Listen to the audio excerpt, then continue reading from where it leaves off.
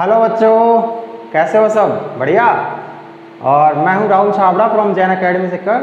अपना जो टॉपिक चल रहा था, अपन ने फर्स्ट चैप्टर पूरा कंप्लीट कर लिया था, सेकंड चैप्टर की थ्योरी कंप्लीट कर ली थी, कुछ क्वेश्चंस भी कंप्लीट किए थे और एनसीईआरटी के क्वेश्चंस अपन ने कर लिए थे। सारे नहीं किए थे, लेकिन जितने मुझे करवाने थे वो सारे क्वेश्चंस अपन एनसीईआरटी के कर चुके हैं। ठीक है, बाकी क्वेश्चंस ट्राई करना, जो भी डाउट आते हैं डाउट मुझसे पूछ लेना। ठीक है, अब कुछ निट लेवल के क्वेश्चन अपन देखते हैं कि निट लेवल के जो क्वेश्चंस हैं वो किस तरह के होते हैं और कैसे आ सकते हैं और कैसे आए हुए हैं। तो एक क्वेश्चन बोर्ड पे लिखा गया है, ठीक है, थोड़ा कॉम्बिनेशन का क्वेश्चन है। कॉम्बिनेशन किसका? इलेक्ट्रोस्टैटिक्स का, जो अपन अभी पढ़ रहे हैं, और मैकेनिक्स का, जो 11th में पढ़ते हैं। और क्वेश्चन आजकल कॉम्बिनेशन के ही क्वेश्चन आते हैं। एक सिंपल एक फॉर्मूले पे बेस क्वेश्चन आना बंद हो चुके हैं।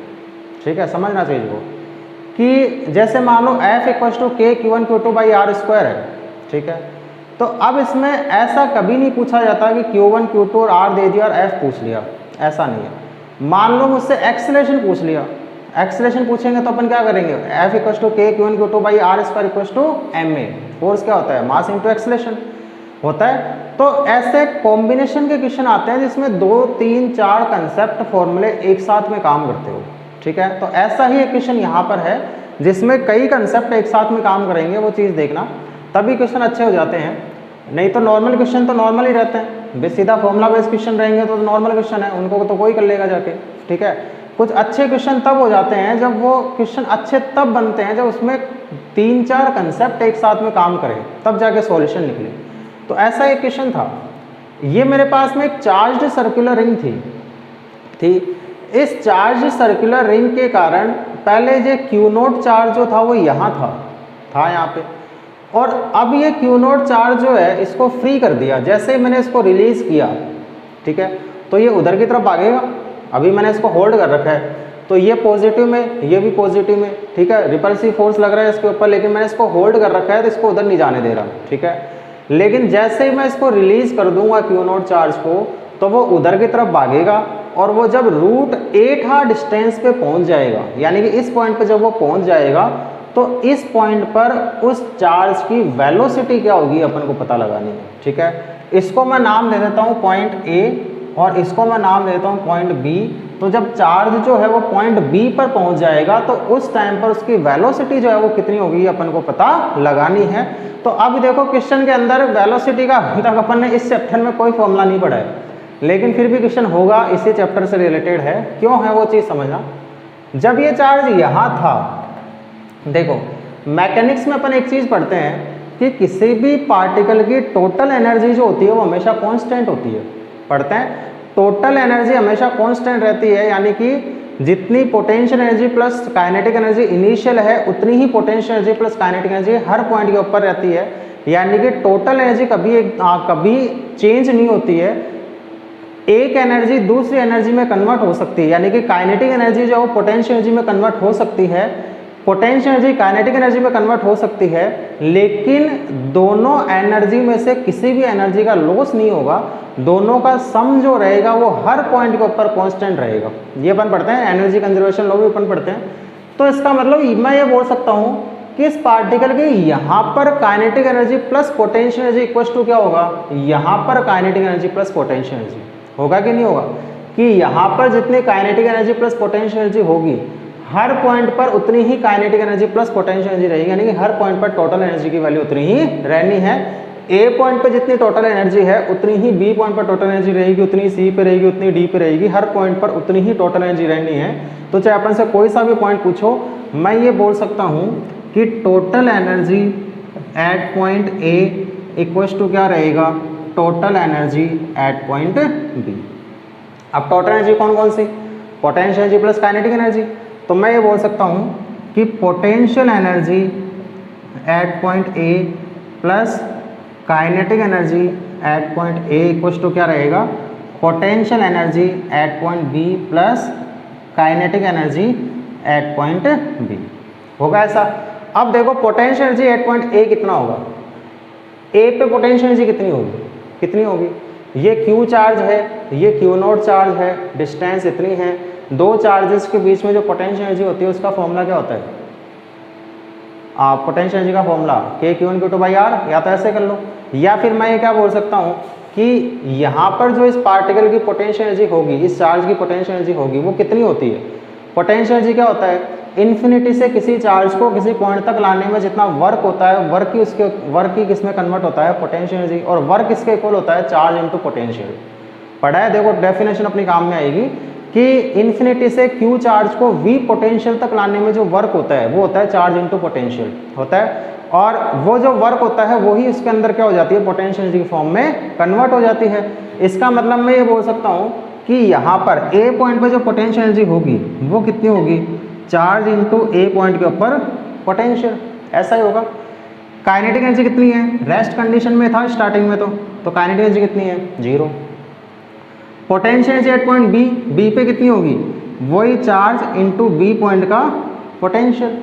और मान लो जब चार्ज यहाँ पहुँचा होगा तो उसकी वेलोसिटी यदि v हो गई, तो मैं ये बोल सकता हूँ इसके पास में जो काइनेटिक एनर्जी होगी वो क्या होगी, हाफ mv²।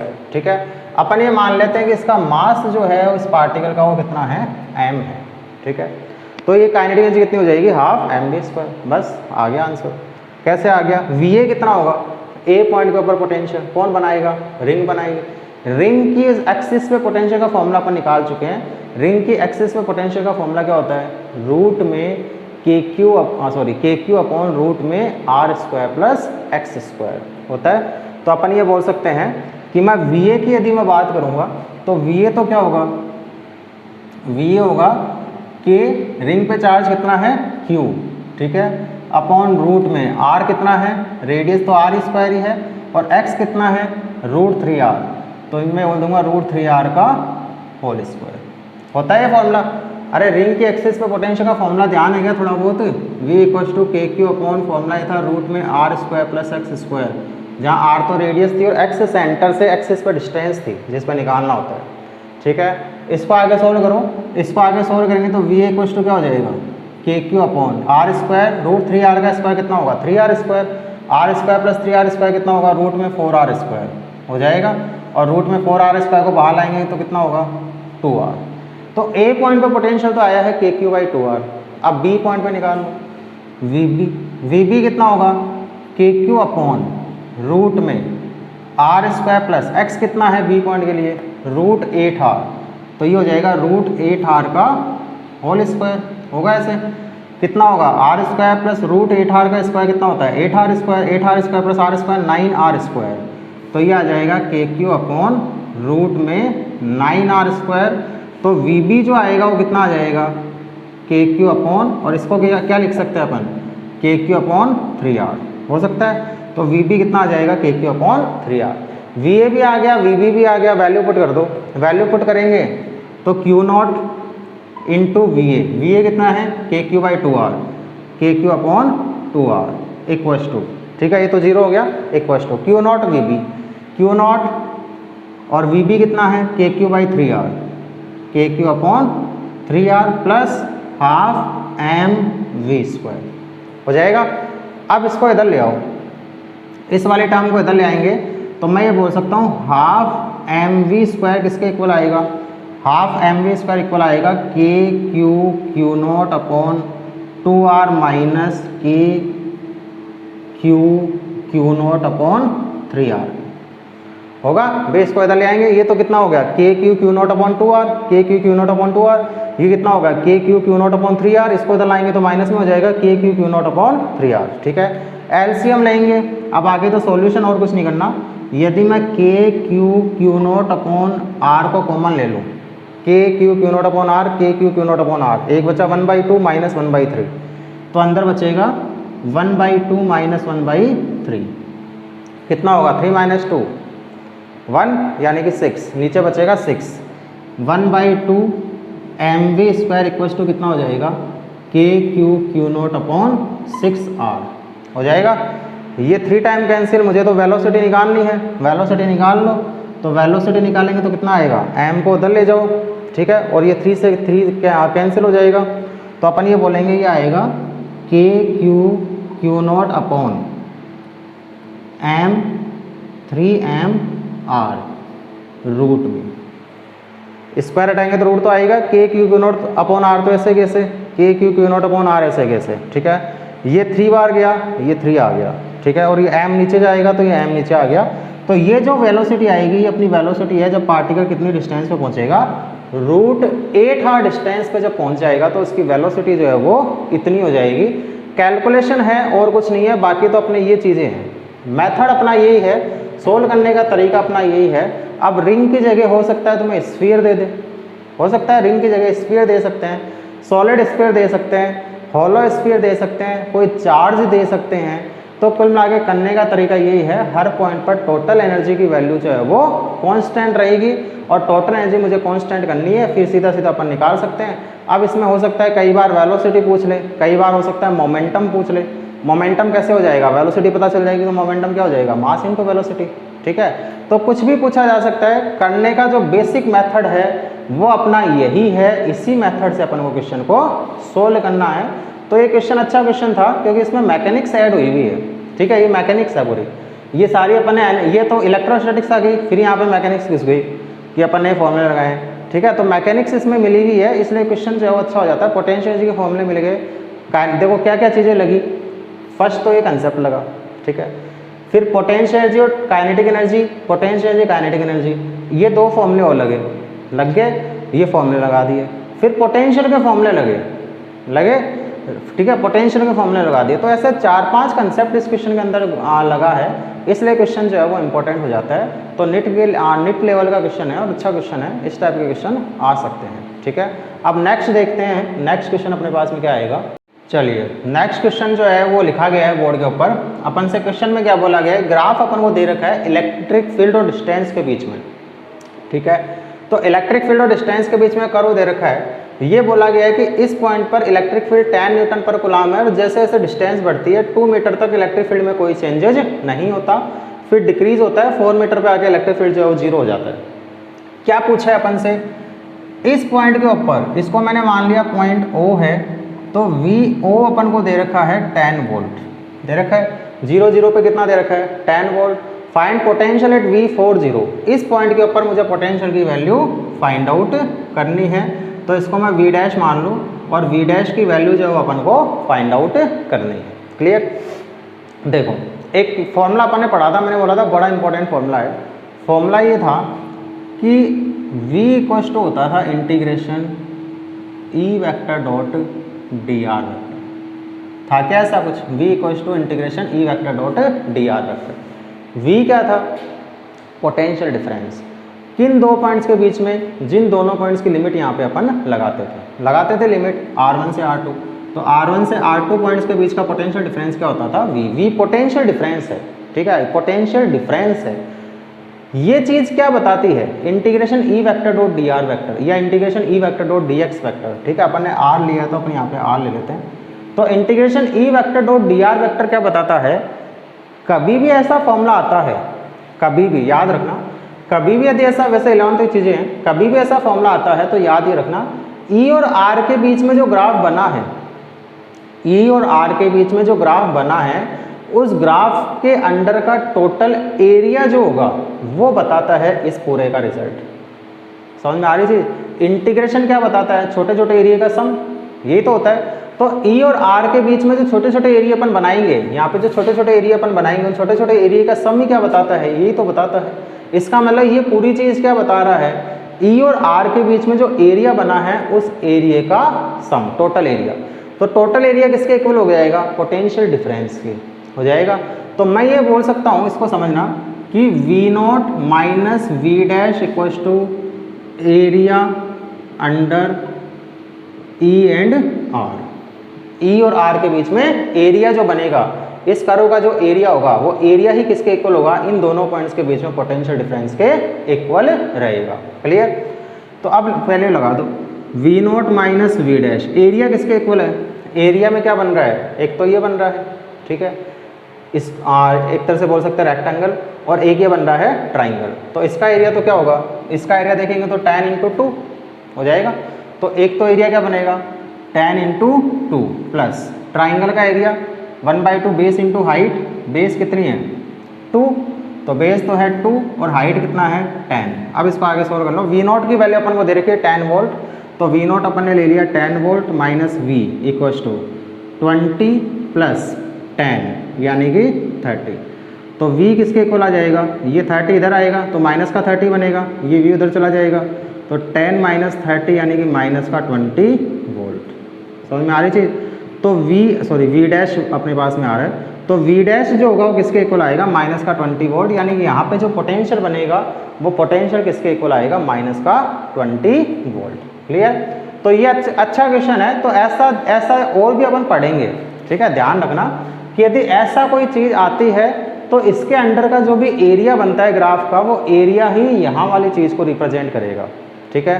तो इसका एरिया ही यहाँ वाली चीज़ को रिप्रेजेंट कर रहा है, कुल मिला के चीज़ इतनी है, ठीक है, बाकी और कुछ नहीं है। तो ये कंसेप्ट एक ध्यान रखना है। अच्छा क्वेश्चन है, निट लेवल का क्वेश्चन है, आ सकता है एग्जाम के अंदर। और देखते हैं नेक्स्ट क्वेश्चन अपने पास में क्या बनता है। तो नेक्स्ट क्वेश्चन एक बोर्ड पे लिखा गया है, छोटा सा क्वेश्चन है, फाइंड इलेक्ट्रिक फील्ड। मुझे एक यूनिफॉर्म इलेक्ट्रिक फील्ड के अंदर ये क्या है, एक तरह से यदि इलेक्ट्रिक फील्ड की डायरेक्शन ऐसी है तो ये क्या चीज़ हो गई, इक्वी पोटेंशियल सरफेसेस हो गई। यहाँ पे पोटेंशियल 20 वोल्ट, यहाँ पे 10 वोल्ट, यहाँ पे 0 वोल्ट, हर 10 सेंटीमीटर पे पोटेंशियल 10 वोल्ट से डिक्रीज हो रहा है। इसका मतलब इलेक्ट्रिक फील्ड कैसा है, यूनिफॉर्म इलेक्ट्रिक फील्ड है, हर पॉइंट पर इलेक्ट्रिक फील्ड की वैल्यू सेम है, ठीक है। तो मुझे ये निकालना है कि ये कौन सा यूनिफॉर्म इलेक्ट्रिक फील्ड है, कितना यूनिफॉर्म इलेक्ट्रिक फील्ड है, ये अपन को पता लगाना है। तो पोटेंशियल अपन को दे रखे हैं अलग अलग पॉइंट्स के ऊपर दे रखे हैं। एक फॉर्मूला अपने पास में था, बहुत ही अच्छा फॉर्मूला, E = dV/dr था ऐसा फॉर्मूला। तो E = dV/dr में अपन ये बोलते थे माइनस का dV/dr। तो E = अपने पास में आता था माइनस में VB माइनस VA अपॉन क्या dr ले लेते हैं एक बार, ठीक है। dV मैंने क्या ले लिया, इन दोनों पॉइंट्स के बीच का पोटेंशियल डिफरेंस, ठीक है। तो dr भी क्या होगा, इन दोनों पॉइंट्स के बीच की डिस्टेंस, ऐसा ही तो होगा। तो E = माइनस का dV/dr जब लगाएंगे तो इन दोनों पॉइंट्स के बीच का पोटेंशियल डिफरेंस डिवाइड बाय इन दोनों पॉइंट्स के बीच का डिस्टेंस। कोई से भी दो पॉइंट ले लो, चाहिए ले लो 2 पॉइंट, चाहिए 2 पॉइंट ले लो, चाहिए 2 पॉइंट ले लो, आंसर सब में सेम ही आना है, ठीक है। तो फॉर्मूला अपने पास ये था, E = माइनस का dV/dr। इसमें dV तो बताता था पोटेंशियल डिफरेंस और dr बताता था उन दोनों पॉइंट्स के बीच की डिस्टेंस, जिन दोनों पॉइंट्स के बीच का पोटेंशियल डिफरेंस अपन ने यहाँ पे लिखा है। क्लियर। अब देखो, ठीक है, अब वैल्यूज पुट करो। वैल्यूज पुट करेंगे तो E = क्या आएगा, माइनस तो ऐसे कैसे, ठीक है। VB कितना है 10 वोल्ट और VA कितना है 20 वोल्ट। तो अपन बोल देंगे 10 माइनस 20 और dr कितना है 10 सेंटीमीटर यानी कि 0.1 मीटर, ठीक है। तो E कितना आ जाएगा 10 माइनस 20 माइनस का 10 माइनस माइनस प्लस का 10/0.1 यानी कि 100 न्यूटन पर कूलम आ जाएगा। तो इलेक्ट्रिक फील्ड आएगा 100 न्यूटन पर कूलम। और यदि अपन इसको वेक्टर फॉर्म में लिखेंगे तो क्या आएगा 100 I कैप न्यूटन पर कूलम। I कैप क्यों लिया, क्योंकि अपन को पता है कि इक्वी पोटेंशियल सरफेस ऐसी है तो इसका मतलब इलेक्ट्रिक फील्ड जो है वो इस डायरेक्शन में, क्योंकि इक्वी पोटेंशियल सरफेस के परपेंडिकुलर ही इलेक्ट्रिक फील्ड होता है। तो सरफेसेस यदि ऐसे है तो इसका मतलब इलेक्ट्रिक फील्ड जो है वो ऐसे, ठीक है। तो E = आ जाएगा 100 I कैप न्यूटन पर कूलम। क्लियर। तो ये अपना एक अच्छा क्वेश्चन था, ये भी क्वेश्चन आ सकते हैं एग्जाम के अंदर। और देखते हैं और अच्छे अच्छे क्वेश्चंस क्या है अपने पास में, और समझो। हाँ, तो एक क्वेश्चन और अपने सामने लिखा गया है बोर्ड के ऊपर। एक डाइपोल अपन को दे रखा है जिसका डाइपोल मोमेंट जो है वो P है, ये क्वेश्चन में दे रखा है, ठीक है। एक Q0 चार्ज है, उस Q0 चार्ज को मैं A पॉइंट से B पॉइंट पे लेके गया इस तरह से, ठीक है। A पॉइंट की अपन को पोजीशन दे रखी है कि ये सेंटर पॉइंट से, डाइपोल का जो सेंटर है उस सेंटर से 2 मीटर डिस्टेंस और 53 डिग्री एंगल पर है इस एक्सिस से, ठीक है। और B पॉइंट जो है वो 1 मीटर डिस्टेंस और 37 डिग्री एंगल के ऊपर है। और अपन से पूछा गया है कि A से B ले जाने में मुझे कितना वर्क करना पड़ेगा। Find out work done by electric field in moving Q0 charge from A to B। तो इलेक्ट्रिक फील्ड के कारण A से B तक ले जाने में चार्ज को कितना वर्क करना पड़ेगा, ये इलेक्ट्रिक फील्ड कितना वर्क करेगा, एक्सटर्नल नहीं पूछा गया है। अब समझना इस चीज को, अभी तक जो अपन वर्क निकालते थे वो कौन से निकालते थे, एक्सटर्नल निकालते थे। अब अपन से पूछा गया इलेक्ट्रिक फील्ड यानी कि इंटरनल कितना होगा। तो जितना एक्सटर्नल पॉजिटिव में करता है इंटरनल उतना नेगेटिव में करता है, ठीक है। तो अपन एक्सटर्नल निकाल लेते हैं। एक्सटर्नल का तरीका तो अपने पास सीधा सीधा क्या होता है, अभी क्वेश्चन किया था, सीधा सीधा क्या होता है, अरे वर्क डन का फॉर्मूला क्या होता है, वर्क डन का फॉर्मूला होता है चार्ज इनटू पोटेंशियल डिफरेंस। ऐसा ही तो होता था भाई, दो पॉइंट्स के बीच में Q0 चार्ज को चलाने में वर्क डन का फॉर्मूला क्या होता था, चार्ज इनटू दोनों पॉइंट्स के बीच का पोटेंशियल डिफरेंस। सीधा सीधा फॉर्मूला ये था। अब देखो मुझे मेन चीज़ यहाँ निकालनी है VB और VA। ये निकालनी है। देखो पोटेंशियल का फॉर्मूला क्या होता है डाइपोल के कारण, यदि याद हो तो K P cos theta upon R square था ऐसा फॉर्मूला। अरे डाइपोल के कारण पोटेंशियल का फॉर्मूला ऐसा था K P cos theta upon R square, ठीक है। अब मुझे निकालना है पहले तो ए पॉइंट के ऊपर पोटेंशियल, भाई क्यू नॉट तो अपन को पता है, वी बी और वी ई तो निकालने हैं, तो वर्क डन आ जाएगा। ए पॉइंट पे पोटेंशियल क्या बोलेंगे के, डाइपोल मोमेंट वही दे रखा है अपन को पी, ठीक है, डाइपोल मोमेंट कोई चेंज नहीं है। थीटा कितना होगा सोचो, देखें ए पॉइंट के लिए थीटा कितना होगा 53 डिग्री, 53 डिग्री होगा क्या? अरे जो यहाँ पे थीटा एंगल होता था वो किसके बीच में होता था, किसके बीच में लेते थे थीटा अपन, डाइपोल मोमेंट और आर के बीच में, पी और आर के बीच में।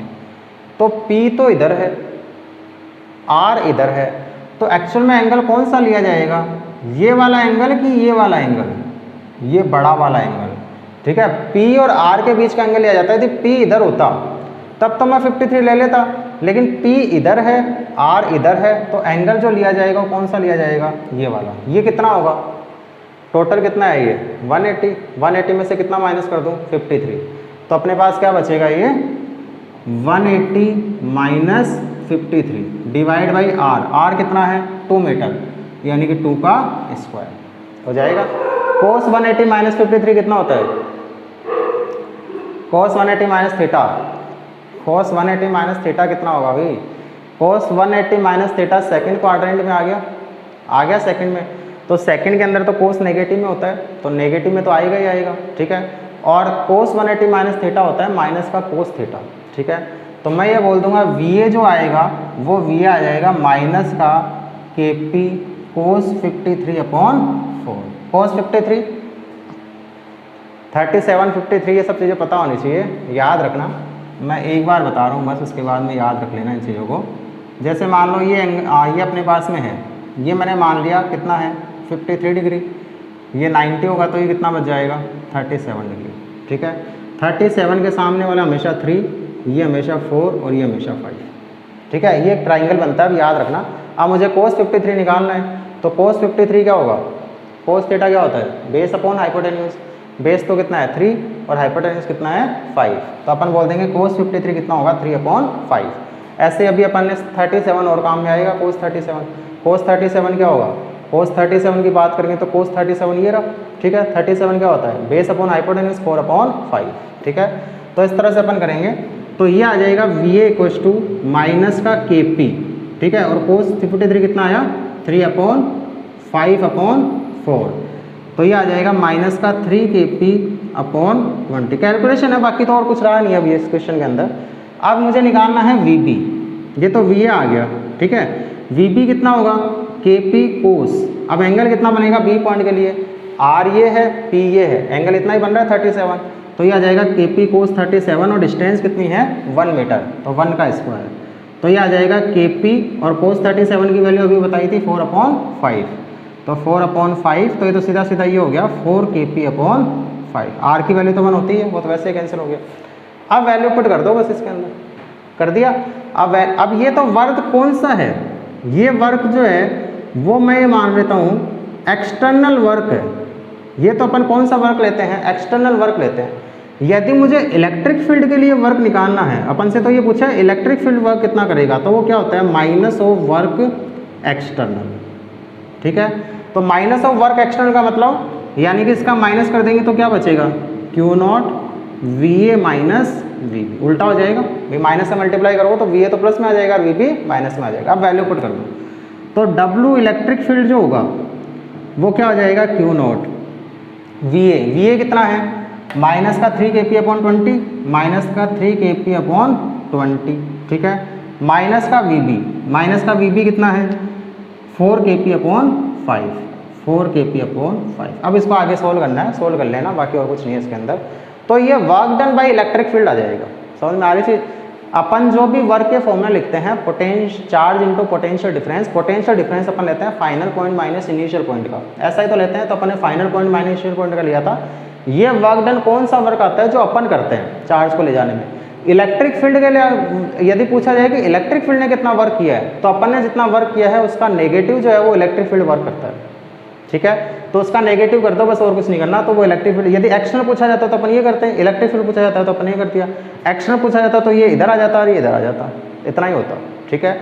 तो ये अपने पास में एक क्वेश्चन था, अच्छा क्वेश्चन है। पोटेंशियल से रिलेटेड अपन ने ऑलमोस्ट क्वेश्चन जो है वो सब कुछ देख लिए हैं। अब इस चैप्टर का जो सेकंड पार्ट है कैपेसिटेंस, उस कैपेसिटेंस से रिलेटेड कुछ क्वेश्चंस और देख लेते हैं, उसमें क्या चीज़ें हैं। हाँ, तो नेक्स्ट क्वेश्चन लिखा गया है बोर्ड के ऊपर, अच्छा क्वेश्चन है। The energy and capacitance of a charged parallel plate capacitor, PPC मतलब parallel plate capacitor, are U and C. एक अपने पास में चार्ज्ड पैरेलल प्लेट कैपेसिटर है, ठीक है, चार्ज कर लिया इसको, चार्ज का मतलब इसके ऊपर चार्ज आ चुका है, मैं ये मान लेता हूँ इस पर क्यू चार्ज आ चुका है, इस पर इसकी कैपेसिटेंस सी है, इस पर जो एनर्जी स्टोर हुई है वो मैंने मान ली यू हुई है, ठीक है, और चार्ज कर चुके हैं, इसका मतलब बैटरी से डिसकनेक्टेड है, ठीक है। Now a dielectric slab of epsilon R equal to 6, ठीक है। फिलहाल इस पर पोटेंशियल V होगा, तो मैं ये बोल दूंगा चार्ज तो कितना है इसके पास में, Q equal to C V, इतना ही है, ठीक है। और चार्ज कांस्टेंट है तो अपन फॉर्मूला कौन सा लगाएंगे एनर्जी के लिए, Q स्क्वायर अपॉन 2C, ये लगाएंगे फॉर्मूला। अब देखो अब क्या किया गया है, अब इन दोनों प्लेट्स के बीच में, इन दोनों कैपेसिटर की प्लेट के बीच में अपन ने एक डाइइलेक्ट्रिक मीडियम को फिल कर दिया, जिसकी रिलेटिव परमिटिविटी एप्सिलॉन आर जो है उसकी वैल्यू अपन को दे रखी है 6, ठीक है। अब अपन से पूछा गया है तो इसकी कैपेसिटेंस और एनर्जी पे क्या क्या इफेक्ट आएगा, ठीक है। ऑप्शन दे रखे हैं, एनर्जी 6 टाइम हो जाएगी, कैपेसिटेंस 6 टाइम हो जाएगी, सेम रहेगी दोनों चीज़ें, एनर्जी 1/6 टाइम हो जाएगी, कैपेसिटेंस 6 टाइम हो जाएगी, एनर्जी वैसी की वैसी रहेगी, कैपेसिटेंस 6 टाइम्स हो जाएगी, ये अपन को बताना है। अब देखो इसको समझो, इसमें क्या होगा, जब मीडियम फिल करते हैं तो मीडियम के केस में जो कैपेसिटेंस होती है उसका फॉर्मूला अपने पास में था epsilon R epsilon naught A upon D, ऐसा ही था। और एयर या वैक्यूम के केस में फिलहाल जो कैपेसिटेंस का फॉर्मूला है वो क्या है अपने पास में, epsilon naught A upon D. अब अपन मीडियम के केस में यदि मैं बात करूँगा तो मीडियम के केस में क्या हो जाएगा, मीडियम के केस में अपन ये बोलेंगे एप्सिलॉन आर की वैल्यू दे रखी है 6, epsilon naught A upon D, और epsilon naught A upon D किसके इक्वल है, सी के, यानी कि कैपेसिटेंस तो क्या हो जाएगी 6 टाइम्स हो जाएगी। एनर्जी और देख लेते हैं, यहाँ कांस्टेंट क्या है, जब बैटरी डिसकनेक्टेड है तो कांस्टेंट क्या है, चार्ज, ठीक है, क्वेश्चन में दे ही रखा है वैसे तो, assuming charge on plates remain constant, ठीक है। तो एनर्जी का जो फॉर्मूला लगेगा, अपन ने जो लास्ट टॉपिक पढ़ा था इसमें 1 मार्क के क्वेश्चन के लिए मैंने बोला था वो, तो उसी से क्वेश्चन निकल के आया है। तो उस केस में एनर्जी के लिए फॉर्मूला लगेगा Q स्क्वायर अपॉन 2C लगेगा, और जब मीडियम डाल दिया तो मीडियम के केस में क्या हो जाएगा, Q स्क्वायर अपॉन 2C, हम चार्ज तो कांस्टेंट है, C मीडियम जो हो गया वो 6C टाइम्स हो गया, तो मैं बोलूँगा U मीडियम इक्वल टू क्या हो जाएगा, Q स्क्वायर अपॉन 2 और C मीडियम कितना हो गया 6C हो गया, Q square upon 2C, Q square upon 2C किसके इक्वल था, U के, तो Q स्क्वायर अपॉन 2C जो है वो U के इक्वल है, तो U मीडियम किसके इक्वल हो जाएगा, U/6, यानी कि एनर्जी तो 1/6 हो जाएगी और कैपेसिटेंस जो है वो 6 टाइम्स हो जाएगी। ये तब है जब बैटरी डिसकनेक्टेड थी और अपन ने मीडियम को इंट्रोड्यूस किया था। अपन ने उस टाइम पे केसेस देखे थे जब मीडियम को इंट्रोड्यूस किया था तो और बैटरी डिसकनेक्टेड होती है तो चार्ज पे क्या इफेक्ट आता है, कैपेसिटेंस पे क्या इफेक्ट आता है, पोटेंशियल पे क्या इफेक्ट आता है, और इलेक्ट्रिक फील्ड पे क्या इफेक्ट आता है, और एनर्जी पे क्या इफेक्ट आता है। इसमें पूछा जाता है इलेक्ट्रिक फील्ड पे क्या इफेक्ट आता है, यदि चार्ज कांस्टेंट है, ठीक है, तो इलेक्ट्रिक फील्ड का फॉर्मूला क्या होता है अपने पास में, इलेक्ट्रिक फील्ड का फॉर्मूला यदि याद हो तो एक तो फॉर्मूला अपने पास में होता है V/D होता है, इलेक्ट्रिक फील्ड का फॉर्मूला अपन यहाँ लगाते हैं, और चार्ज की फॉर्मेट में जो फॉर्मूला होता है वो बनता है Q upon epsilon naught A, और मीडियम के केस में हो जाएगा Q upon epsilon R epsilon naught A, ठीक है। ये तो एयर या वैक्यूम के केस में है इलेक्ट्रिक फील्ड, और मीडियम के केस में इलेक्ट्रिक फील्ड क्या हो जाएगा, यदि अपन मीडियम के केस में बात करेंगे तो मीडियम के केस में जो इलेक्ट्रिक फील्ड आएगा वो आ जाएगा Q upon epsilon R epsilon naught A हो जाएगा। तो Q upon epsilon, Q constant, battery disconnected है, चार्ज कांस्टेंट है, epsilon not constant, A constant, तो इलेक्ट्रिक फील्ड E है।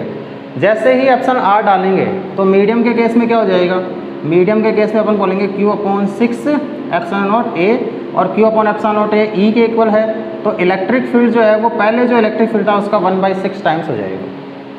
समझ में आ रही चीज़।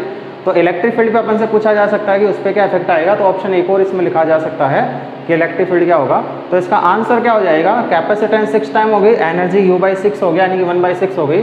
तो एनर्जी तो 1/6 हो गई, कैपेसिटेंस 6 टाइम्स हो गई। ठीक है, ये इसका आंसर है। ये क्वेश्चन था जो अपने नीट में आया हुआ क्वेश्चन था एक। और देखते हैं नेक्स्ट क्वेश्चन क्या है इसके अंदर। तो नेक्स्ट क्वेश्चन लिखा गया अपना बोर्ड के ऊपर, एक सर्किट अपन को दे रखा है और ये पूछा गया है कि इस दोनों पॉइंट्स के बीच में इफेक्टिव कैपेसिटेंस जो है वो कितनी होगी। ठीक है, ये 6 है, ये 12 है, ये 1 है, ये 2 है, ये 6 है। ठीक है, एक चीज़ ध्यान रखना, एक अपन बोलते हैं व्हिटस्टोन ब्रिज, वैसे अपन नेक्स्ट चैप्टर में पढ़ेंगे इस चीज़ को। व्हिटस्टोन ब्रिज क्या होता है, this upon this equals to this upon this यदि रहता है तो उसको बोलते हैं व्हिटस्टोन ब्रिज की बैलेंसिंग कंडीशन। जैसे 6/12 क्या होगा, 1/2, और 1/2 भी क्या होगा, 1/2, यानी कि ऊपर भी 1/2 नीचे भी 1/2। तो इसका मतलब ये व्हिटस्टोन ब्रिज जो है वो कैसा है, बैलेंस्ड व्हिटस्टोन ब्रिज है। और यदि व्हिटस्टोन ब्रिज की बैलेंसिंग कंडीशन आ जाती है तो उस कंडीशन में इस बीच में जो भी लगा हुआ है उसका कोई इफेक्ट नहीं रहता, उसकी कोई वैल्यू नहीं है, क्योंकि इस कंडीशन में यहाँ से कोई चार्ज कोई करंट फ्लो नहीं होती है, क्योंकि इन दोनों पॉइंट्स के बीच में पोटेंशियल डिफरेंस जो होता है वो जीरो हो जाता है। यदि बैलेंस हो जाता है तो इन दोनों पॉइंट्स के बीच में, इसको नाम दे दो C और D, तो C और D पॉइंट्स के बीच में पोटेंशियल डिफरेंस जो जीरो हो जाता है, इसलिए यहाँ से कोई करंट कोई चार्ज फ्लो नहीं होता है। तो ये लगाओ नहीं लगाओ तो भी कोई फर्क नहीं पड़ेगा। तो नेक्स्ट अपना जो डायग्राम इसका बन जाता है वो डायग्राम को जैसा बन गया फिर देखा जाए तो, ठीक है, इस तरह का ऐसा अपना एक डायग्राम बन गया अब। ठीक है, बीच वाले कैपेसिटेंस को अपन ने हटा दिया, कोई काम का नहीं था, क्योंकि कोई चार्ज कोई करंट यहाँ से फ्लो नहीं हो रही थी। ये तो था अपना 6 माइक्रोफेरड, ये था अपना 12 माइक्रोफेरड, ये था अपना 1 माइक्रोफेरड और ये था अपना 2 माइक्रोफेरड। अब मुझे निकालना है वो इफेक्टिव कैपेसिटेंस। ये दोनों कैसे हुए, सीरीज में हुए। तो सीरीज में 6 और 12 का इक्विवेलेंट क्या बनेगा, यदि मैं सीरीज में 6 और 12 का इक्विवेलेंट निकालना चाहूँ तो 1/6 + 1/12 हो जाएगा। एलसीएम लो, कितना आएगा, 12। तो ये हो जाएगा अपने पास में 2 + 1 यानी कि 3/12 यानी कि 1/4। तो C किसके इक्वल आएगा, 4 माइक्रोफेरड। यानी कि ऊपर वाले का जो इक्विवेलेंट बनेगा, इसको नेक्स्ट डायग्राम यदि मैं इसको यहाँ बनाना चाहूँ तो मैं ये बोल सकता हूँ कि ये A पॉइंट ऊपर जो गया वो तो क्या गया, 4 माइक्रोफेरड। और नीचे क्या जाएगा, नीचे वाले का भी देख लेते हैं, नीचे वाले का क्या होगा, नीचे कितना है, 1 और 2। ये कैसे हैं दोनों, सीरीज में जुड़ रहे हैं। तो सीरीज में अगर जुड़ रहे हैं तो दोनों का इक्विवेलेंट निकाल लो। इक्विवेलेंट निकालेंगे तो 1/C = 1/1 + 1/2।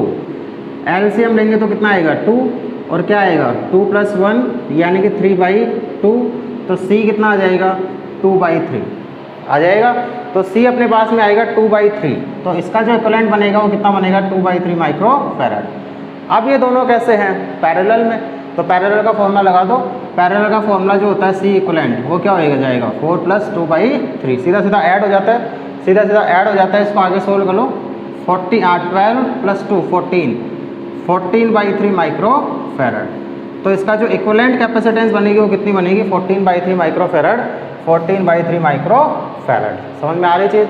तो ऐसे इन क्वेश्चन को सोल्व करना है। तो ऐसा यदि क्वेश्चन आता है तो सबसे पहले तो यही चेक करना है कि क्या व्हिटस्टोन ब्रिज की बैलेंसिंग कंडीशन बन रही है या नहीं बन रही है।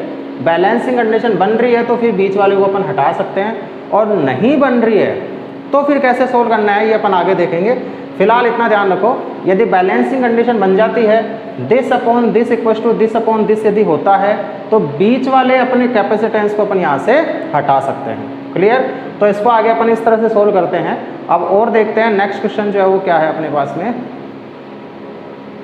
हाँ, तो नेक्स्ट क्वेश्चन पढ़ो, देखो क्या लिखा गया है कि A और B के बीच में the effective capacitance of the network between terminal A and B is 1 microfarad. इस पूरे का जो इफेक्टिव कैपेसिटेंस निकल के आता है वो 1 माइक्रोफेरड है। Then find the value of C। C ये है अपना, तो इस कैपेसिटर की कैपेसिटेंस की वैल्यू अपन को फाइंड आउट करनी है। इस पूरे का जो इफेक्टिव कैपेसिटेंस है वो अपन को दे रखा है 1 माइक्रोफेरड। क्लियर। अब समझना इस क्वेश्चन को करना क्या है, पहले तो इसका इफेक्टिव निकालो और उसको किसके इक्वल कर देंगे, 1 के। तो C की वैल्यू आ सकती है। तो पहले इसको सोल्व करने की कोशिश करो। मैं थोड़ा सा फास्ट सोल्व कर सकता हूँ यदि तुम्हारे समझ में आता है तो। देखो कहाँ से शुरुआत कर सकते हो, एक तो ये दोनों कैसे है सीरीज़ में, क्यों है, यहाँ जितना चार्ज आ गया उतना ही चार्ज इधर जाएगा, तो ये दोनों कैसे हो गए सीरीज़ में। ये दोनों भी कैसे हैं, यहाँ से चार्ज गया तो यहाँ जितना जाएगा उतना ही यहाँ जाएगा, तो ये दोनों भी कैसे हैं सीरीज़ में है। ये दोनों सीरीज़ में, ये दोनों सीरीज़ में। पहले इन दोनों को सोल्व करो, फिर इन दोनों को सोल्व करो। इन दोनों का इक्विवेलेंट कितना बनेगा 6 और 12 का। देखो दो यदि सीरीज़ में रहते हैं तो सीरीज़ में इक्विवेलेंट निकालने का तरीका होता है C1 C2 upon C1 plus C2। Shortcut method है C1 C2 upon C1 plus C2। ठीक है, दो का निकाल सकते हैं अपन इसका। तो C1 C2 कितना है 6 × 12। तो यहाँ से यदि मैं इसका निकालूंगा, एक का निकालूंगा तब तो कितना आएगा 6 × 12 अपॉन 6 प्लस 12 कितना हो जाएगा 72 अपॉन 18 यानी कि 4 माइक्रो फैरड। इन दोनों का इक्विवेलेंट तो आएगा 4। इन दोनों का भी देख लो कितना आएगा 1 और 4 है, तो 1 × 4 अपॉन 1 प्लस 4 यानी कि 4 अपॉन 5 माइक्रो फैरड आ जाएगा। अब इसको आगे डायग्राम को यदि मैं इस तरह इसको बनाना चाहूँ तो डायग्राम कुछ ऐसा हो गया, समझना। यहाँ से तो वही C, ठीक है, यहाँ पे वही 1, ये 1 माइक्रो फैरड आ गया। ठीक है, अब देखो इन दोनों पॉइंट्स के बीच में, इन दोनों पॉइंट्स के बीच में एक तो कितना जुड़ रहा है 4 और एक कितना जुड़ रहा है 4/5। तो मैं इसको ऐसे जोड़ सकता हूँ, समझना इससे जोड़। एक तो मैंने ऐसे जोड़ दिया और एक मैंने ऐसे जोड़ दिया। ठीक है, इस तरह से। अरे हुए कि नहीं हुए, या तो सीधा जोड़ दो, यदि ऐसा नहीं समझ में आता है तो इसको अपन ने जैसे जोड़ रखा है वैसे कि वैसे ही जोड़ दो, कोई दिक्कत नहीं है। ठीक है, इस तरह से यदि अपन बात करेंगे इसका तो मैं इसको ऐसे जोड़ सकता हूँ। अब तो समझ में आती है चीज़। ये तो कितना है, इन दोनों का इक्विवेलेंट तो कितना है 4/5, तो ये तो हो जाएगा 4/5 और इन दोनों का इक्विवेलेंट कितना बन रहा है 4 बन गया। आगे देखो, आगे डायग्राम ऐसे कैसे, ये 8 ऐसे कैसे, ये जो 8 जुड़ रहा है उसको अपन ऐसे कैसे जोड़ देंगे।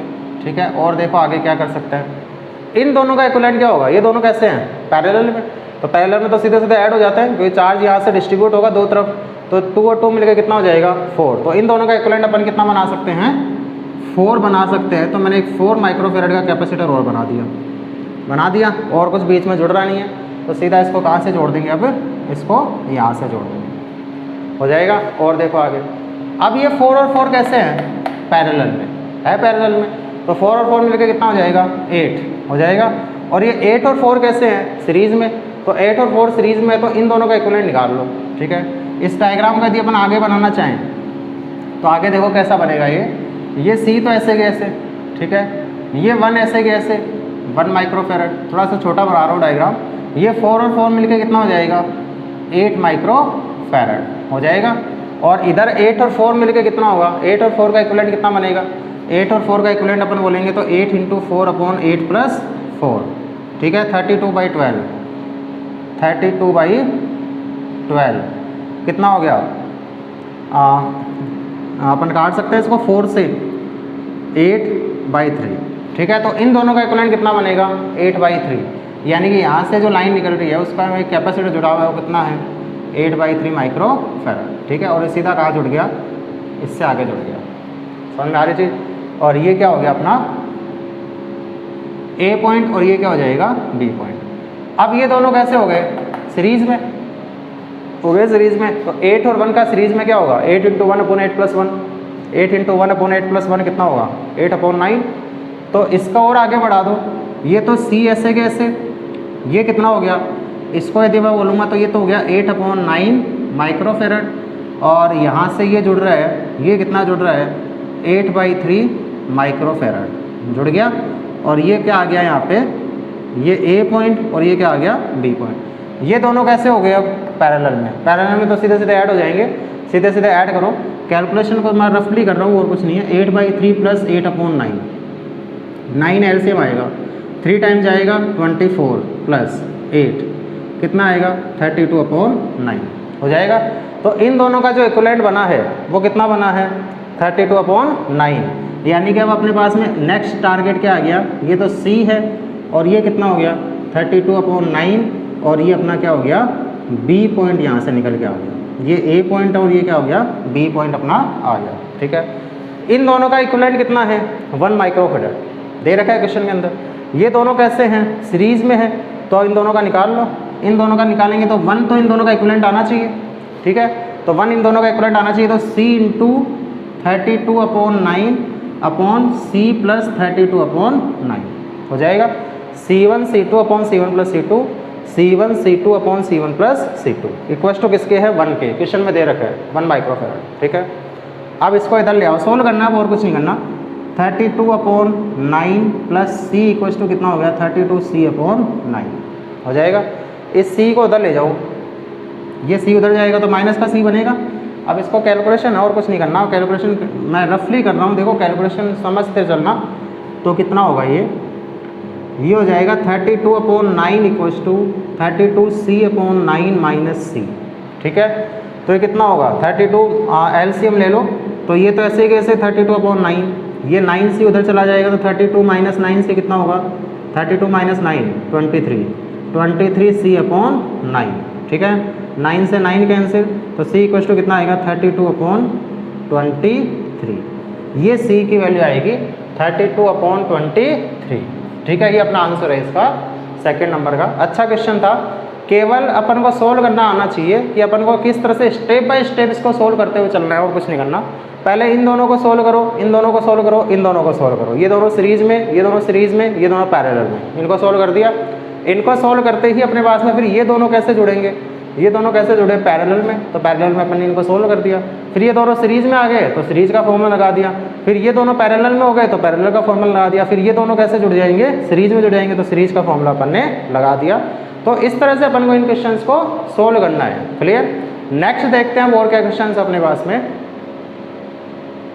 चलिए नेक्स्ट दो क्वेश्चन जो है वो बोर्ड पे लिखे गए हैं, दो सेम से क्वेश्चन है, थोड़े पैटर्न क्वेश्चन है, इस टाइप के क्वेश्चन आ जाते हैं एग्जाम में, लग रहे सेम से है लेकिन क्वेश्चन में दोनों में डिफरेंस को है। अपन से पूछा गया इसमें ए और बी के बीच में इक्विवेलेंट कैपेसिटेंस कितनी होगी, इसमें भी ए और बी के बीच में इक्विवेलेंट कैपेसिटेंस कितनी होगी। तो 1 बाय 1 लेते हैं, इस क्वेश्चन को देखते हैं। देखो सबकी जो कैपेसिटेंस है वो अपन को सी दे रखी है, सेम दे रखी है, कुछ भी दिए जा सकते हैं। सी की वैल्यू मान लो मैंने ले ली, जैसे सी जो है वो 6 माइक्रोफेराड के इक्वल है, ठीक है, ये अपन को दे रखा है, और ये भी 6 माइक्रोफेराड, ये भी 6, ये भी 6, ये भी 6, ये भी 6, ये भी सारे 6 माइक्रोफेराड कैपेसिटेंस के कैपेसिटर है। अपन से पूछा है कि इन दोनों के बीच में इक्विवेलेंट कैपेसिटेंस कितनी होगी, ठीक है। तो अब देखो ये डायग्राम थोड़ा सा अजीब सा है, यदि ये पॉइंट जो है वो यहाँ ही जुड़ा हुआ होता, ये यहाँ नहीं जुड़ के यहाँ जुड़ता, तब तो ये दोनों पैरेलल में हो जाते, ठीक है। ऐसे ये वाला पॉइंट यहाँ नहीं जुड़ के मान लो यहाँ जुड़ता, तो ये दोनों पैरेलल में हो जाते। लेकिन ये कुछ अजीबोगरीब सा डायग्राम है, इसमें समझ में नहीं आ रहा कि सीरीज में या पैरेलल में है, तो इसको थोड़ा सा बनाने, इसका डायग्राम बनाना ही इंपॉर्टेंट है, बाकी और कुछ नहीं है। मैं इन कैपेसिटर की प्लेट्स को नाम दे देता हूँ। इसको नाम दे दिया फर्स्ट प्लेट, इसको नाम दे दिया सेकंड प्लेट, इसको नाम दे दिया थर्ड प्लेट, इसको फोर्थ प्लेट, इसको फिफ्थ, इसको सिक्स्थ, इसको सेवन्थ, इसको 8, इसको 9, इसको 10 दे दिया। अब देखो मैंने एक डायग्राम बनाना सीखना है और कुछ नहीं करना अपन को। ए पॉइंट लिया, ले लिया, ए पॉइंट से दो प्लेटें जुड़ रही है, एक तो फर्स्ट और एक थर्ड। तो मैंने ए पॉइंट से दो प्लेटें निकाली, एक तो नंबर 1 प्लेट निकली और एक थर्ड नंबर प्लेट निकली, निकल गई। फर्स्ट के सामने कौन सी प्लेट है, सेकंड प्लेट है, ये सेकंड प्लेट आ गई। थर्ड के सामने कौन सी प्लेट है, फोर्थ प्लेट है, ये फोर्थ प्लेट आ गई, ठीक है। अब देखो आगे क्या है, यदि ये बीच में ए, ये वाला पॉइंट ए है तो ये वाला भी ए ही होगा, बीच में कुछ नहीं जुड़ा हुआ। जब तक बीच में कुछ भी नहीं जुड़ा हुआ होता पॉइंट जो है वो सेम ही चलते हैं। यहाँ पर भी ये भी ए था, ये भी ए था, यहाँ तक ए ही चल रहा था, लेकिन ये आ गया बीच में तो पॉइंट चेंज हो गया, तो यहाँ कुछ अलग पॉइंट होगा। ऐसे ही यहाँ पर भी ये बीच में ये आ गया तो यहाँ कुछ अलग पॉइंट होगा। तो ए और बी अपन ने इसको माना है तो इसको मैं ई और एफ मान लेता हूँ। सी अपन ने कैपेसिटेंस ले रखी है तो सी और डी नहीं मान के अपन ई और एफ मान लेते हैं। अब देखो सेकंड नंबर प्लेट किससे जुड़ रही है, ई पॉइंट से जाके जुड़ रही है, तो सेकंड नंबर प्लेट को मैंने किससे जोड़ दिया, ई पॉइंट से जाके जोड़ दिया। ऐसे ही फोर्थ नंबर प्लेट किससे जुड़ रही है, एफ पॉइंट से जाके जुड़ रही है, तो फोर्थ नंबर प्लेट को अपन ने किससे जोड़ दिया, एफ पॉइंट से जोड़ दिया। अब देखो आगे क्या है, ई और एफ के बीच में 5 और 6 प्लेट है, ई और एफ के बीच में। ई से तो जुड़ रही है 5 नंबर की प्लेट, तो ई से तो जोड़ दी अपन ने 5 नंबर की प्लेट, और 6 नंबर की प्लेट किससे जोड़ दी, एफ से जोड़ दी, जुड़ गई। और देखो फिर ई से एक और प्लेट जुड़ रही है 9 नंबर की, जुड़ रही है, तो ई से एक और प्लेट जुड़ रही है 9 नंबर की, और 9 के सामने कौन सी है, 10, ठीक है। और 10 किससे जाके जुड़ रही है, बी से, तो 10 जुड़ रही है बी से जाके, तो ये पॉइंट अपन ने मान लिया कौन सा है, बी। और देखो एफ से जुड़ रही है कौन सी प्लेट, एक तो 7 नंबर और 8 नंबर, ठीक है। एफ से जुड़ रही है 7 नंबर की प्लेट, तो एफ से 7 नंबर की प्लेट जोड़ दी, उसके सामने है 8 नंबर की प्लेट और वो किससे जाके जुड़ रही है, बी पॉइंट से जाके जुड़ रही है। सारी प्लेटें आ गई 1 2 3 4 5 6 7 8 9 10, आ गई 10 प्लेट्स पूरी, 10 प्लेटें ही थी। ये अपना सर्किट डायग्राम है। अब अपन को निकालना है इस ए और बी के बीच में इक्विवेलेंट कैपेसिटेंस जो है वो कितनी है। देखो इसकी कैपेसिटेंस कितनी है 6 माइक्रोफेरड, इसकी भी कितनी है 6 माइक्रोफेरड, इसकी भी कितनी है 6 माइक्रोफेरड, इसकी भी कितनी दे रखी है 6 माइक्रोफेरड, इसकी भी कितनी दे रखी है 6 माइक्रोफेरड। क्या ये व्हीटस्टोन ब्रिज बन रहा है, बिल्कुल बन रहा है। 6/6 इक्वल्स टू 6/6, 1/1:1/1, तो इस बीच वाले को अपन हटा सकते हैं, हटा सकते हैं। तो बीच वाले को जब हटा देंगे, जैसे ही अपन बीच वाले को हटाएंगे तो अपना सर्किट डायग्राम कुछ ऐसा बन जाएगा, समझना इस चीज़ को, इस टाइप का सा, ठीक है। ऐसा अपना कोई सर्किट डायग्राम बनेगा ये वाला। ये कौन से पॉइंट्स हो गए, ए और ये बी। ये दोनों कैसे हो गए, अब ये 6 माइक्रोफेरड, ये 6 माइक्रोफेरड, ये 6 माइक्रोफेरड और ये भी 6 माइक्रोफेरड, ये दोनों कैसे हो गए, सीरीज में। सीरीज में हो गए तो कितना हो जाएगा, C1 C2 upon C1 plus C2, 6 × 6 upon 6 plus 6, 36/12, 3, और ये भी कितना हो जाएगा 3। यानी कि अपन बोलेंगे कि इसके नेक्स्ट जो डायग्राम बनेगा वो कैसा बनेगा, यहाँ तो कौन सा जुड़ रहा है और एक यहाँ जुड़ेगा, इस तरह से डायग्राम अपना ये बनेगा ए और बी। ये भी कितना है 3 माइक्रोफेरड और ये भी कितना है 3 माइक्रोफेरड, 3 और 3 पैरेलल में है तो कितना हो जाएगा, इसका इक्विवेलेंट कितना बनेगा 6 माइक्रोफेरड। यानी कि इसका पूरे का जो इक्विवेलेंट बनेगा वो किसके इक्वल आना है, 6 माइक्रोफेरड के इक्वल ही आना है। समझ में आ गई चीज़, डायग्राम किस तरह से बनाना है वो समझ में आ रहा है कि किस तरह से अपने डायग्राम को चेंज किया है, ठीक है। केवल यही है। अब सेम वैसा ही एक और क्वेश्चन वो है, इसमें भी देखते हैं डायग्राम कैसे बनेगा। इनको भी वैसे एक और प्लेट्स को नाम दे दो 1 2 3 4 5 6। अब देखो इसमें ये पॉइंट ए है तो ये भी ए हो गया, ठीक है। इधर तो ये आ गया तो ये पॉइंट तो कुछ अलग हो जाएगा, लेकिन इधर देखो कुछ भी नहीं है, कोई डिवाइस नहीं जुड़ी हुई, इसका मतलब ये वाला पॉइंट ए है तो ये वाला भी क्या होगा, ए होगा। समझ में आ रही चीज़। ऐसे ये वाला पॉइंट यदि बी है तो ये भी बी होगा, और इधर पे एक डिवाइस आ गई तो ये वाला पॉइंट तो अलग हो गया, लेकिन इधर देखेंगे तो कुछ भी नहीं जुड़ा हुआ, तो यहाँ तक के पॉइंट क्या रहेंगे, सेम ही रहेंगे, तो ये पॉइंट भी क्या रहेगा, बी पॉइंट रहेगा। अब इस क्वेश्चन के अंदर कुछ नहीं बचा, एक तरफ ए पॉइंट बना लो, एक तरफ बी पॉइंट बना लो। ए से 1 नंबर की प्लेट निकली, ए से 1 नंबर की प्लेट निकली, 1 के सामने 2 है, और 2 किससे जुड़ रही है, बी से जुड़ रही है, जुड़ गई। 2 किससे जुड़ी, बी से जुड़ी। बी से 3 नंबर की प्लेट निकली, बी से 3 नंबर की प्लेट निकली, और उसके सामने कौन सी है 4 नंबर की प्लेट, और वो किससे जाके जुड़ रही है, ए से जाके जुड़ रही है, ये ए से जोड़ दिया, ठीक है। ऐसे ही फिर ए से 5 नंबर की प्लेट निकली, ए से 5 नंबर की प्लेट निकली, 5 के सामने कौन सा है 6, और 6 किससे जाके जुड़ रही है, बी से, ये बी से जोड़ दिया। इसकी भी कैपेसिटेंस सी, इसकी भी सी, इसकी भी सी, तीनों कैसे हैं, पैरेलल में जुड़े हुए हैं। पैरेलल में जुड़े हुए हैं तो C प्लस C सीधे सीधे हो जाएंगे, तो इक्विवेलेंट जो बनेगा वो कितना बन जाएगा 3C, यानी कि 18 माइक्रोफेरड। समझ में आ रही चीज़। तो ये तीनों तो कैसे जुड़े हुए हैं तो पता चल रहा है, तो अपन को सोल्व किया तो कैसे पता चला, तीनों कैसे जुड़े हुए हैं, ये पैरेलल में जुड़े हुए हैं, लग रहे सीरीज में है लेकिन ये जुड़े हुए पैरेलल में, ठीक है। तो ये 2 क्वेश्चन इसके अंदर फिक्स से क्वेश्चन है, पैटर्न क्वेश्चन है कि ऐसे 2 क्वेश्चन बनते हैं। और देखते हैं आगे और क्या क्वेश्चन अपने पास में, और क्वेश्चन सॉल्व करते हैं। चलिए नेक्स्ट क्वेश्चन एक बोर्ड पे लिखा गया है, अच्छा क्वेश्चन है, इस क्वेश्चन को समझना। इसमें क्या है, इस क्वेश्चन के अंदर एक पूरा कैपेसिटर था ये वाला, इसके बीच में अपन ने इतने सारे मीडियम भरे हैं। ये d/2 डिस्टेंस में K4 डाइलेक्ट्रिक कांस्टेंट का मीडियम भर दिया। इस प्लेट का एरिया A था, A/3 एरिया में K1 एक डाइलेक्ट्रिक कांस्टेंट मीडियम भरा है, यहाँ पे A/3 में K2 भरा है, यहाँ A/3 में K3 भरा है, डिस्टेंस d/2 है। अपन से पूछा गया है कि इसका इक्विवेलेंट डाइलेक्ट्रिक कांस्टेंट कितना होगा। समझ में आ रही चीज़। इक्विवेलेंट का मतलब इन सबको हटा के मैं एक ही मीडियम लगा दूँ, तो उस एक ही मीडियम का डाइलेक्ट्रिक कांस्टेंट कितना होगा, ताकि इस कैपेसिटर की कैपेसिटेंस पे कोई इफेक्ट नहीं है। तो मैं ये मान लेता हूँ कि इसका इक्विवेलेंट डाइलेक्ट्रिक कांस्टेंट जो है वो K इक्विवेलेंट होता है। तो K इक्विवेलेंट यदि रहता है तो फॉर्मूला क्या बनना चाहिए, K इक्विवेलेंट ε0 A/d, ऐसा ही तो बनना चाहिए। यदि मैं इन सबको हटा के एक ही मीडियम लगा दूँ एक ही मीडियम लगा दूँ तो उसका इक्विवेलेंट डाइलेक्ट्रिक कांस्टेंट के इक्विवेलेंट होना चाहिए। ठीक है, तो उस केस में कैपेसिटेंस कितनी हो जानी चाहिए, के equivalent epsilon naught A upon D.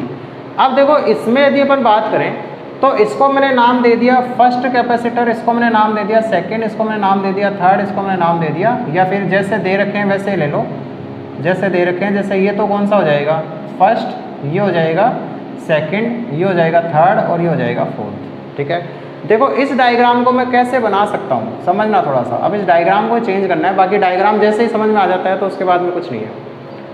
A point है मान लो यहाँ पे, या एक्स पॉइंट मान लो। एक्स पॉइंट से क्या जुड़ा हुआ है, एक प्लेट जुड़ी हुई है, जुड़ गई ये वाली, ये वाली, ये कैपेसिटर बन गया इस तरह से।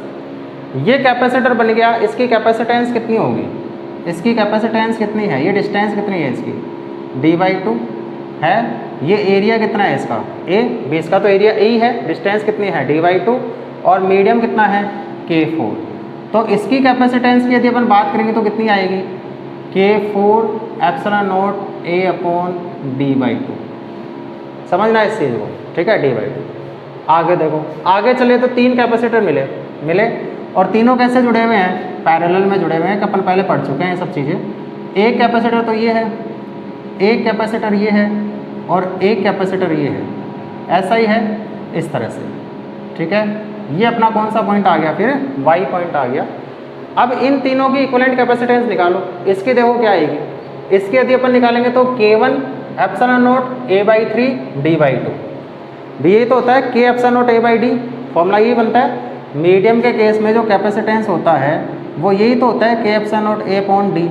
तो फर्स्ट में तो K की जगह क्या हो गया, इसकी जगह तो K क्या हो गया, K4 epsilon naught A, area A ही था और डिस्टेंस कितनी थी d/2, तो K4 epsilon naught A upon d/2, K4 epsilon naught A upon d/2। इसमें देखो क्या होगा, इसमें बोलेंगे तो K1 एप्सिलॉन नॉट A की जगह क्या आएगा A/3 और D की जगह क्या आएगा d/2, यानी कि इसकी कैपेसिटेंस बोलेंगे तो कितनी आएगी, K1 epsilon not A/3 upon d/2 होगी ऐसी।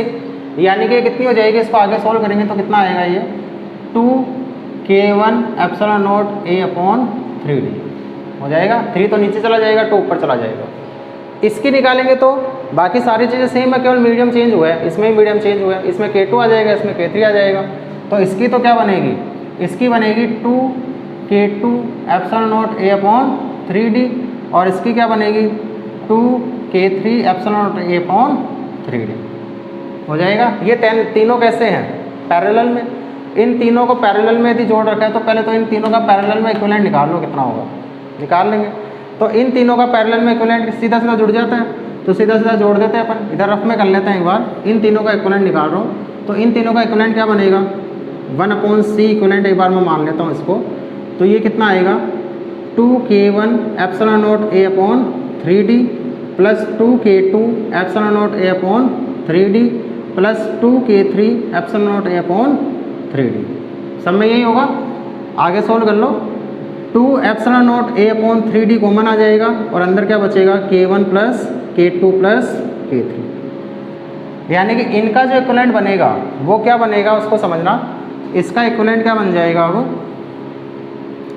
ये तो ऐसे ही ऐसे, ठीक है, ये वाला ये ऐसे कैसे आ जाएगा, कितना आ जाएगा इसका, तो K4 epsilon naught A upon 2 ऊपर आ जाएगा d/2 में 2 ऊपर ले लिया, ठीक है।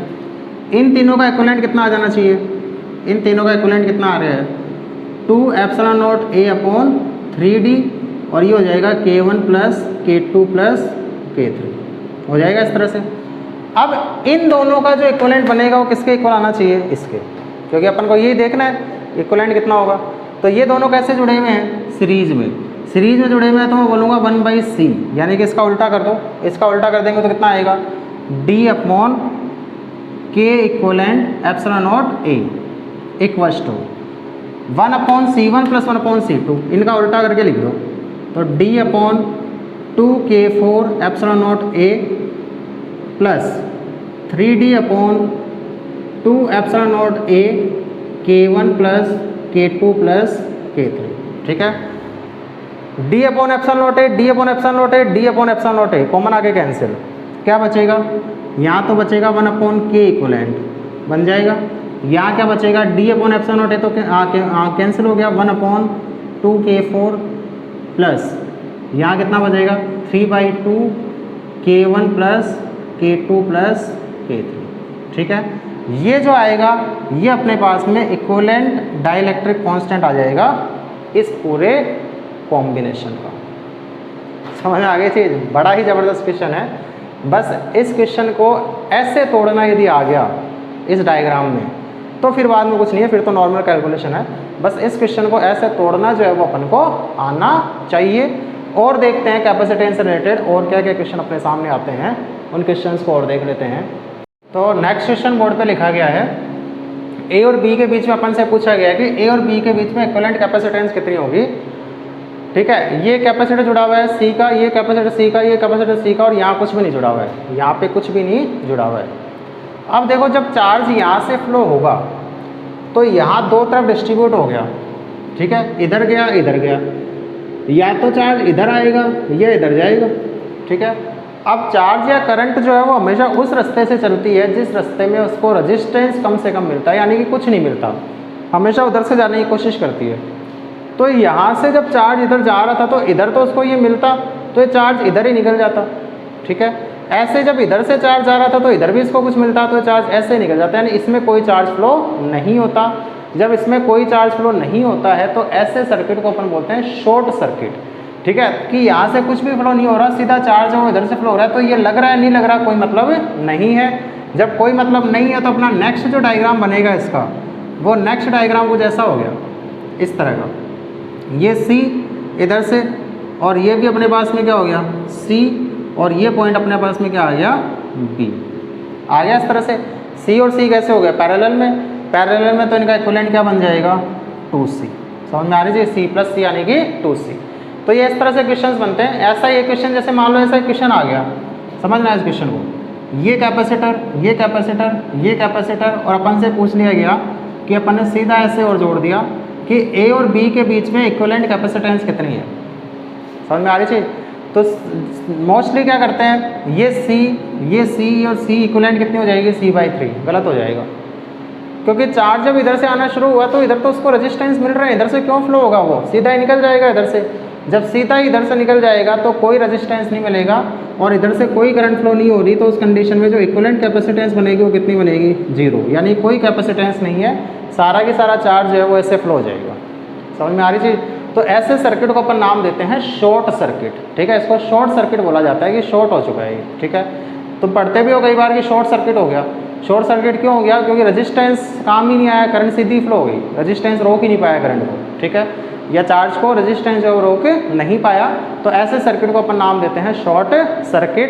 तो ये अपने क्वेश्चंस जो थे नेट सेक्शन के क्वेश्चन जो वो अपने कंप्लीट हो गए हैं इस चैप्टर के। ऑलमोस्ट क्वेश्चंस अपन ने देख लिए हैं, कोई क्वेश्चन इसके अंदर बचा नहीं है अब।